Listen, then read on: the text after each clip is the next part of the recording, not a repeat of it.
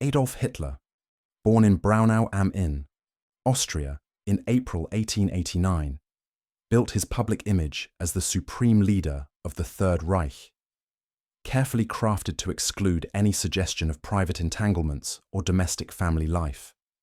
Unlike other rulers of his era who surrounded themselves with dynastic imagery, Hitler positioned himself as a figure of national destiny, married not to an individual, but symbolically to the German people. This deliberate portrayal left little room for public acknowledgement of a spouse, let alone children. When he did marry Eva Braun, it was on April 29, 1945, inside the Führerbunker in Berlin, just hours before their joint suicide. That marriage produced no children, a fact corroborated by official documents, eyewitness accounts, and the subsequent investigation of the bunker by Soviet troops. The undisputed record is that Adolf Hitler died without any recognized legitimate heirs. Behind the public image, however,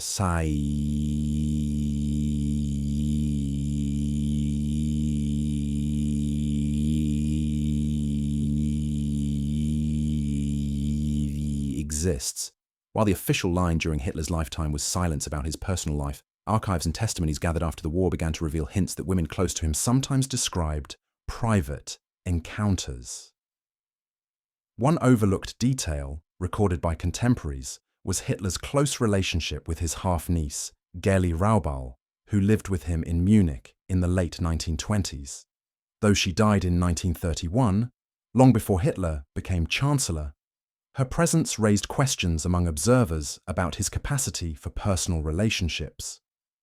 While not connected to claims of children, this history illustrates how Hitler's private world was often shielded, censored, or erased, fueling later speculation about whether he could have fathered descendants in secret. The most debated point regarding Hitler's private legacy centers on whether children attributed to him were products of rumor, propaganda, or real liaisons. Some historians, such as Werner Maser in his biographies, dismiss these claims as fabrications designed to attract attention or sow scandal. Others pointed out that totalitarian regimes often suppressed inconvenient truths, leaving behind gaps in the record where personal matters were deemed politically damaging. The absence of definitive evidence has not stopped researchers from probing archives in France, Germany, and the United States for clues. Each alleged case of a child has been scrutinized, dissected, and contested in scholarly and popular works, but none has reached unanimous acceptance. This ambiguity has ensured that the question of Hitler's supposed children remains part of the larger fascination with his biography. As the Reich collapsed in 1945, Soviet and Western intelligence agencies alike sought not just military documents, but personal papers, diaries, and photographs that could confirm or deny rumors of heirs. The final picture that emerged was incomplete, with fragments pointing in different directions. In the decades that followed, the debate shifted from secret files to the court of public opinion, where stories about alleged sons and daughters of Hitler became headlines in newspapers, magazines, and later television documentaries. The confirmed fact that no legitimate children were born from Hitler's only marriage anchors the discussion in historical reality. Yet, the overlooked connections in his private circle, such as the presence of Gerli Raubal or other women in his immediate household, remind us of the hidden layers behind his carefully controlled image. The disputed stories about alleged children, first whispered in the aftermath of the war and then revived in different countries, set the stage for the controversies that dominate the rest of the narrative. As one case emerged in France, others followed in Germany, Austria, and beyond, leaving historians to separate what could be corroborated from what remained conjecture. Among the most widely discussed claims of Adolf Hitler fathering a child is the case of Jean-Marie Loret, born on March 18, 1918, in the northern French town of Seboncourt. His mother, Charlotte Lobjoy, a young Frenchwoman, later stated that she had a brief relationship with a German soldier during the First World War. According to Lobjoy's testimony, given decades later, that soldier was Adolf Hitler, who had been stationed as a dispatch runner near the region while serving with the Bavarian Reserve Infantry Regiment during the spring of 1917. The documented fact that Hitler was indeed in France at that time provides the central, undisputed framework for the story. The future dictator served in the area and had opportunities for contact with civilians. The overlooked detail that complicates this narrative is that Hitler, while stationed in the Picardy region, was noted by comrades for his solitary habits and sketching. Surviving notebooks include drawings of rural French scenes, which match the descriptions of Lobjoy, who said he often sketched while she stood beside him in fields. In later interviews, she described him as reserved, but occasionally affectionate. This aligns with eyewitness accounts that Hitler was distant from most social activities, yet could form sudden attachments. Such consistency between Lobjoy's description and wartime recollections of Hitler's behaviour gives her claim an additional layer often missed in general overviews of the case. The debated point is whether Jean-Marie Loret was in fact Hitler's biological son. Supporters of the claim highlight circumstantial evidence: Loret's resemblance to Hitler in photographs, Lobjoy's testimony, and post-war rumours that German officers provided her with financial assistance during the occupation of France in the 1940s. Loret himself reportedly discovered the story from his mother only shortly before her death in the 1950s, after which he began investigating his origins. He published a memoir in 1981 titled Ton père s'appelait Hitler, Your Father's Name Was Hitler, which detailed his mother's account and his search for corroboration. Opponents of the theory, however, argue that no birth records, wartime correspondence, or military logs confirm Hitler's paternity. They point out that Hitler's documented postings were often behind the lines, making prolonged contact with Lobjoy unlikely. Furthermore, DNA tests that could provide definitive answers were never completed with direct Hitler family material, leaving the case unresolved. The French press amplified Loret's claims in the late 20th century, and several historians debated the merits.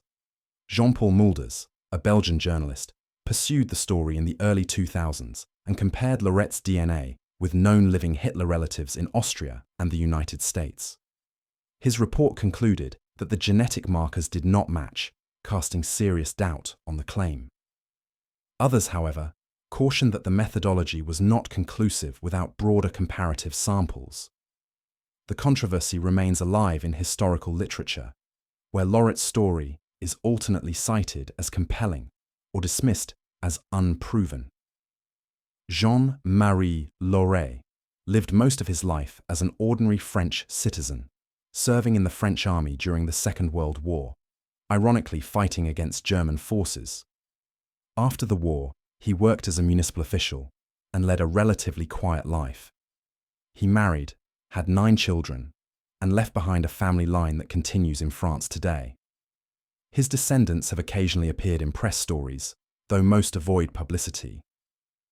Regardless of paternity, the fact remains that his personal story intersected with one of the most scrutinized figures in history, ensuring that his name will continue to appear in discussions of Hitler's supposed heirs. The Loret case illustrates how even confirmed facts, Hitler's presence in France during 1917, the birth of Jean-Marie Loret in 1918, and Charlotte Lobjoy's later testimony, cannot alone settle the matter. The overlooked detail of Hitler's sketching and solitary habits gives her account plausibility, while the debated DNA results sustain controversy. From this first case, the narrative of alleged children branches further, with other women in Germany and Austria emerging in claims that extend into the interwar years. Another contested chapter in the story of Hitler's alleged descendants involves claims made about a woman named Maria Anna Schicklgruber-Pesch, sometimes shortened in historical notes to Maria Petsch, who lived in Germany during the interwar years. While her name does not appear in the official family tree of Adolf Hitler, she became linked to rumors of a child fathered by Hitler in the early 1920s. The one major, undisputed fact in this story is that Hitler, by that time, was living in Munich and gaining notoriety as leader of the National Socialist German Workers' Party. His life in the early 1920s centered around political activity, meetings, and a small circle of supporters, has been well documented in police reports, party records, and the surviving diaries of his associates. The overlooked detail that complicates this case is that several Munich police files from the early 1920s reference disturbances involving Hitler's close companions at gatherings in small apartments. Witnesses recorded the presence of young women in these meetings, often described as students or clerks who had connections to National Socialist supporters.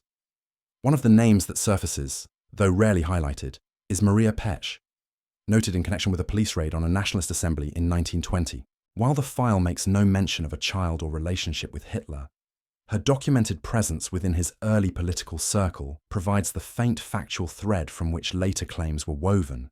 The debated point lies in the assertion, made decades later, that Maria Petsch bore a child said to have been Hitler's. Some sources present this as local gossip that circulated in Munich during the 1930s, amplified after Hitler's rise to power. Others argue it was part of deliberate rumor campaigns by political opponents who sought to portray Hitler as morally compromised. After 1945, the story re-emerged in post-war publications, though without official documentation. No birth certificates, legal proceedings, or credible eyewitness testimony ever confirmed the existence of such a child, and most academic historians regard the claim as unsubstantiated.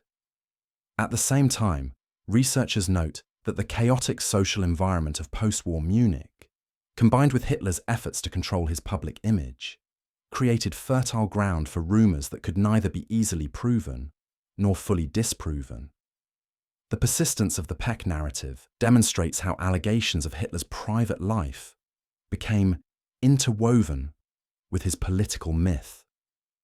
For every documented fact about his movements and associations, there are fragments of anecdotal evidence, often filtered through rumor, memory, or post-war interpretation. Unlike the Loret case in France, where a named descendant and a memoir brought the story into modern public view, the Petsch account remains shadowy, with no known descendants making claims or pursuing recognition. This absence of continuity makes it one of the more fragile allegations, yet it continues to appear in compilations of Hitler-related rumors because of its early date and connection to his formative years in Munich. For researchers, the Petsch case highlights the difficulties of distinguishing between propaganda, gossip, and historical evidence. In Nazi Germany, information about Hitler's private affairs was tightly controlled, with Joseph Goebbels' propaganda ministry ensuring that no suggestion of illegitimate children could circulate openly. At the same time, Allied and émigré publications often sought to undermine Hitler's image by suggesting hidden scandals. Maria Petsch's story, whether rooted in fact or invention, reflects this contested landscape. The case transitions the narrative from the First World War period to Hitler's rise in Germany, illustrating how claims of children followed him through different stages of his life. From Charlotte Lobjoy in France to Maria Petsch in Munich, each allegation situates itself within a specific historical context, shaped as much by verifiable facts as by the debates that surround them.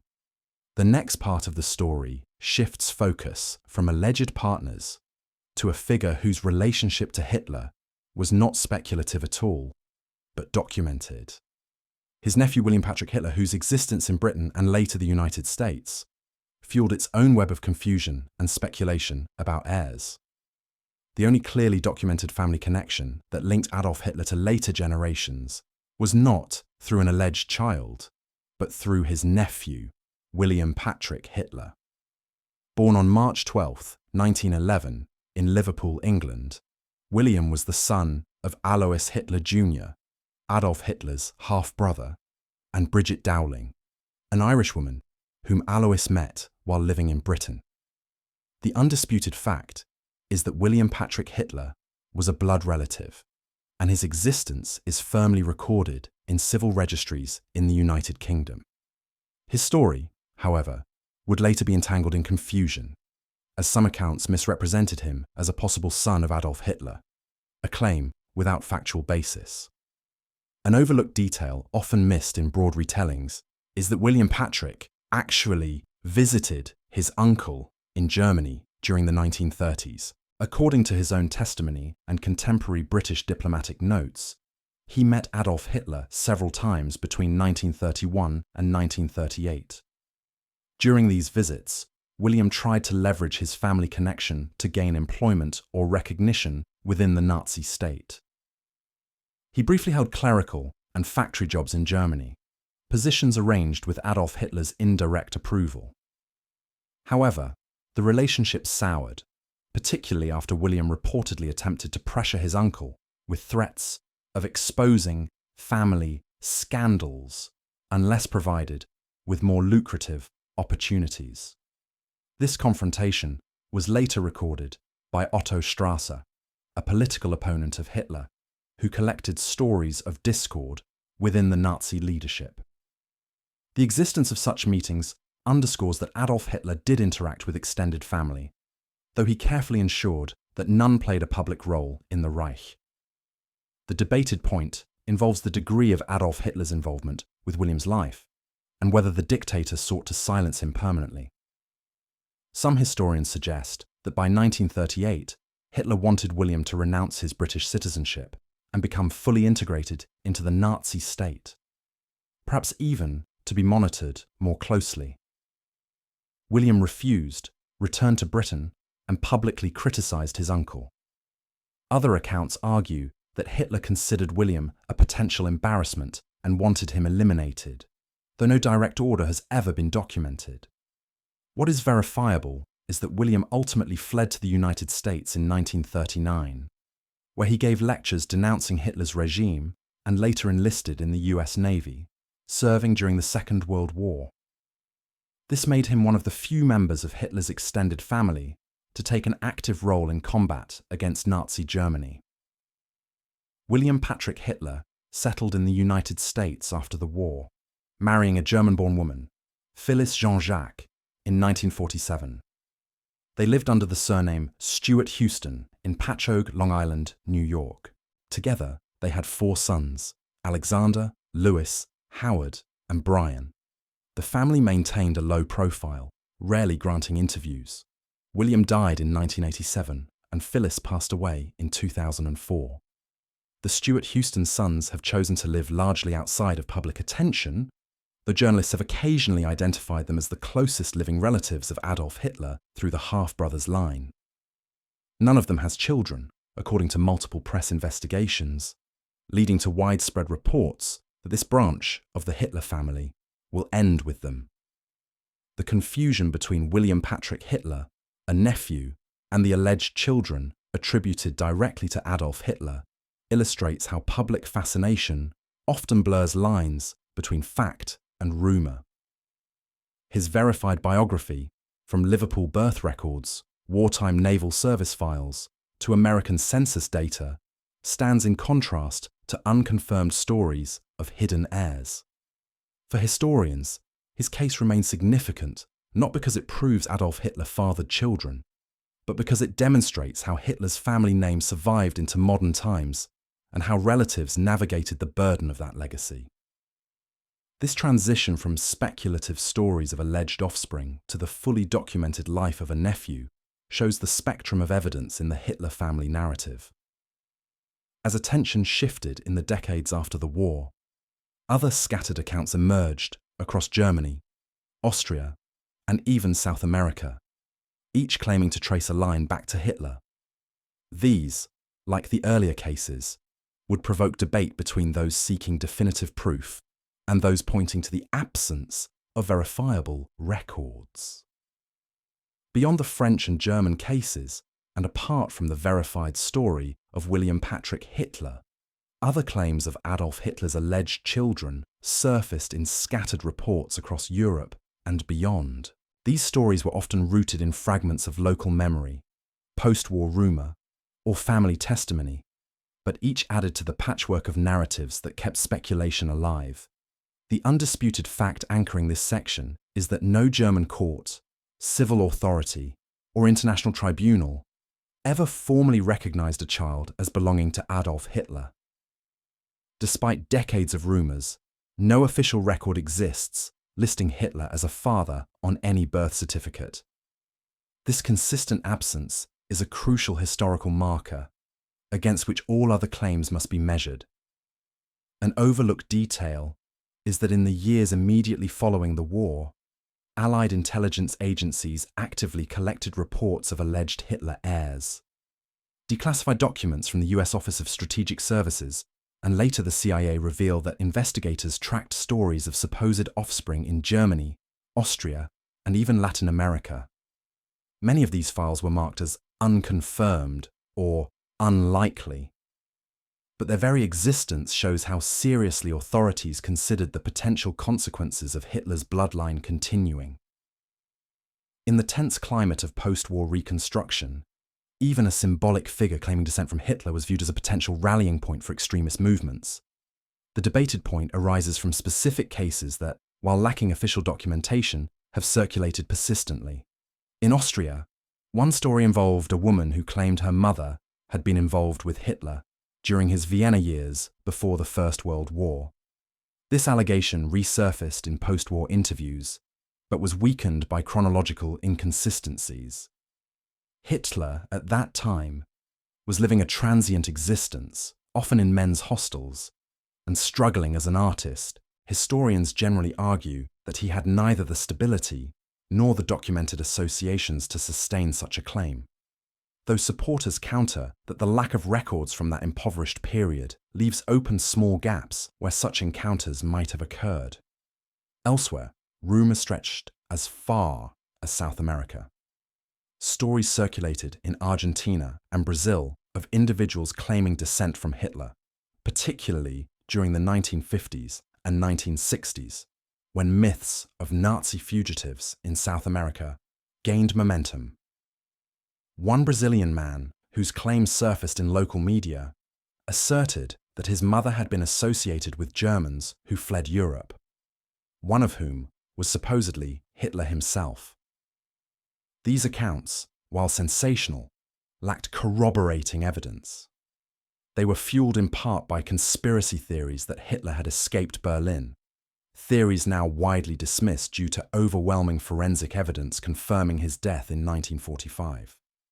In Germany itself, a handful of women occasionally came forward in the decades after the war, stating that they had borne Hitler's children during the 1920s or 1930s.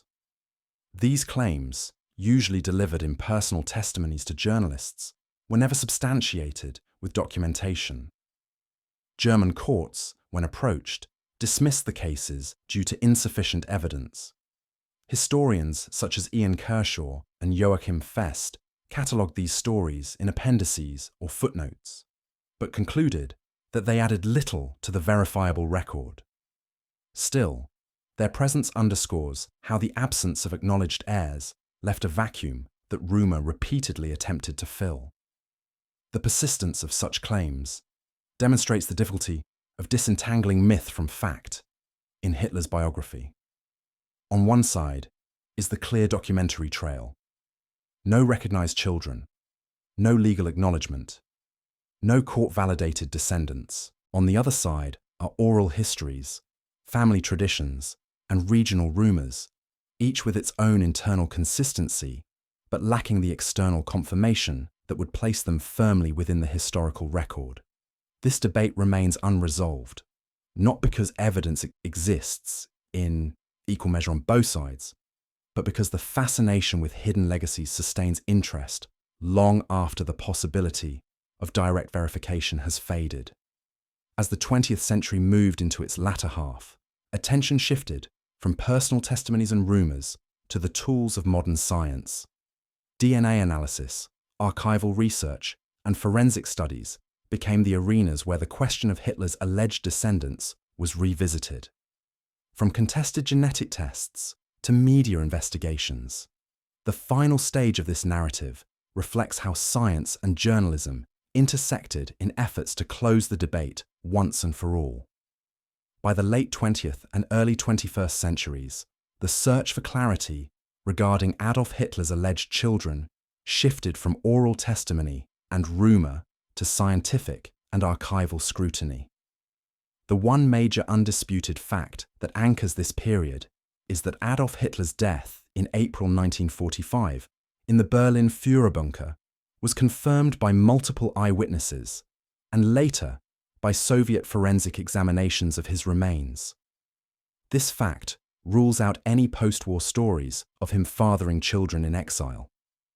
Every credible historical investigation, whether Soviet, Western, or later independent, affirms that Hitler left no recognized family through his marriage with Eva Braun, nor did he survive to establish new descendants after 1945.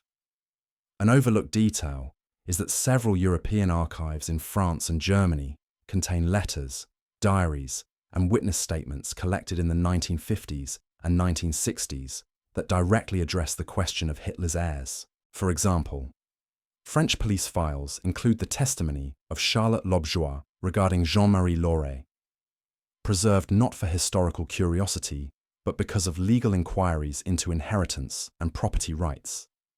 In Germany, post-war denazification files occasionally list unverified rumors about Hitler's son or Hitler's child, reflecting how widely such claims circulated among local populations. While rarely consulted by the general public, these documents remain part of the archival landscape, serving as overlooked records of how seriously authorities considered even the faintest suggestion of Hitler's bloodline.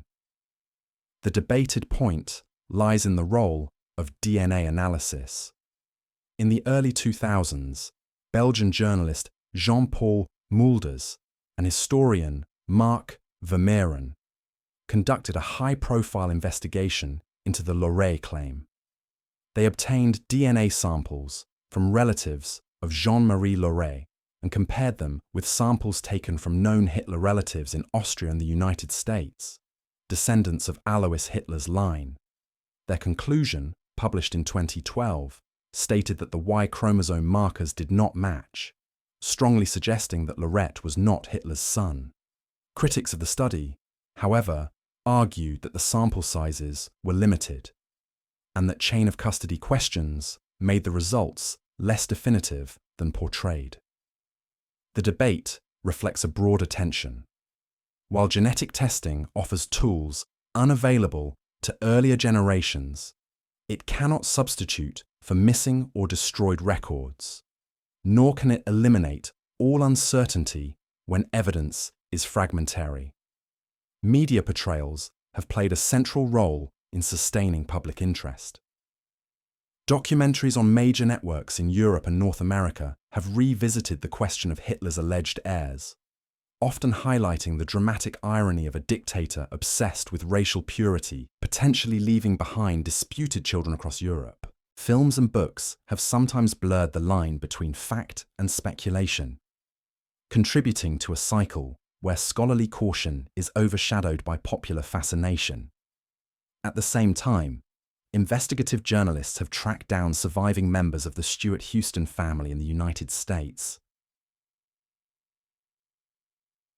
William Patrick Hitler's descendants, who have repeatedly emphasized their desire for privacy and their decision not to continue the family line.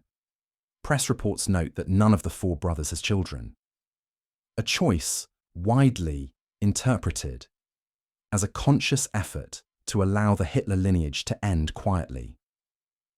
The intersection of confirmed history, overlooked archival fragments, and debated scientific findings illustrates how the legacy of Adolf Hitler's alleged children has been shaped in the modern era.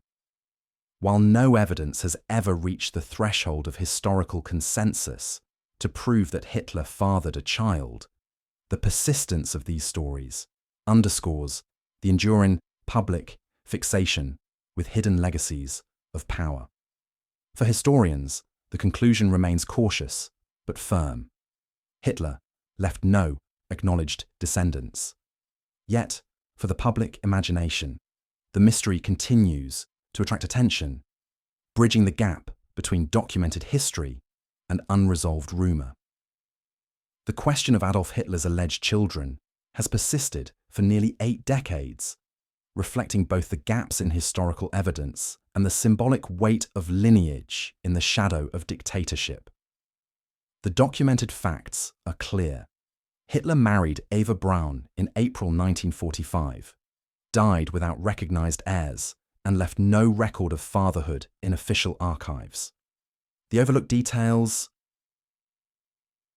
police reports of women in his Munich circle, diaries referencing local encounters, or files held by French authorities, show that his private life generated rumours even during his lifetime. The debated points, from the case of Jean-Marie Loret in France to scattered claims across Austria, Germany, and South America, illustrate the tension between oral testimony, rumour, and the need for verifiable proof. William Patrick Hitler's story demonstrates how Adolf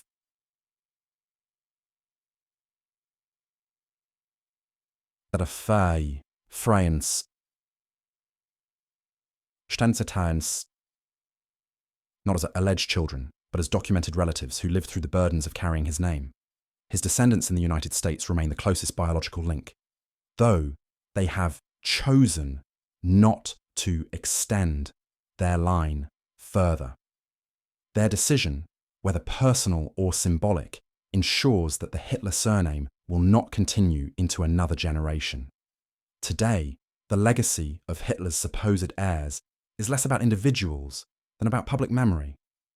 Courts, scientists, and historians agree that no verifiable child of Hitler exists. Yet the stories continue to appear in books, documentaries, and newspaper articles, often as reflections of society's fascination with the hidden personal lives of figures who shaped history. The endurance of these narratives reveals not proof of their truth, but the human impulse to seek closure, to imagine that the private life of a dictator might contain secrets as consequential as his public one. The final verdict rests on the evidence. Adolf Hitler left no recognized children, no confirmed heirs, and no legitimate bloodline. What remains is not a family legacy, but a historical puzzle, woven from fragments of testimony, rumour, and the unrelenting attention of those determined to uncover every detail of the most destructive life of the 20th century.